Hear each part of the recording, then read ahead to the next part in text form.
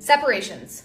There is a lot of them going on. I'm not even kidding when I say I'm receiving anywhere from 3 to 5 calls a week of people going through a separation and wondering what their options are. So I thought this would be a good time to discuss it.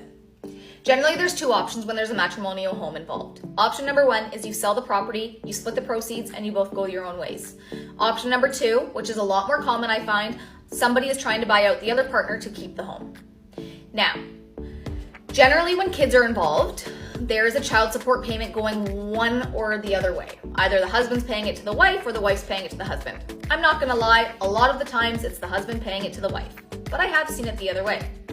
On top of that, there is usually spousal support. I shouldn't say usually, but a lot of the times there is spousal support.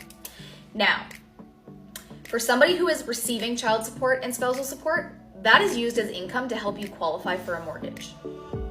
For somebody who is paying child support and spousal support, that works against you and becomes a monthly liability that we have to include in your debt ratios when it comes to obtaining a mortgage. It can really impact your amount of borrowing because I have seen some seriously high child and spousal support payments. Now, do I agree with child support and spousal support? In some cases I do. But a long time ago, custody agreements were different, and it seemed like dads were only getting their children on, every other weekend. Child support during those times, I agree upon. Dads, you're not taking your kids majority of the time, pay up. Now, I see a lot of fathers stepping up to the plate and taking their kids 50-50, but still paying a lot in child and spousal support. Now, I see, and I shouldn't say it's men in general, but I see a lot more men paying it than women. Guys, I've been through a divorce. I know the stresses of it.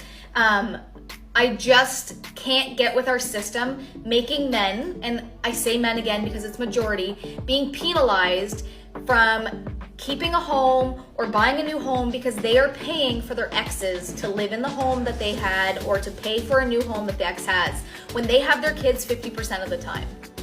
Here's a quick tip that I talk a lot of people into. If you are somebody who's paying child support and spousal support, it's a lifetime pretty much payment until those kids are done school generally.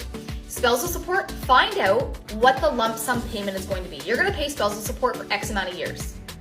Figure out what the total amount is, pay it out with the proceeds when you refinance your house or do a spousal buyout, and pay that spousal support upfront. It's no longer a monthly liability, will not work against you when obtaining a mortgage, and the ex who is receiving the spousal support does not have to include it as income annually.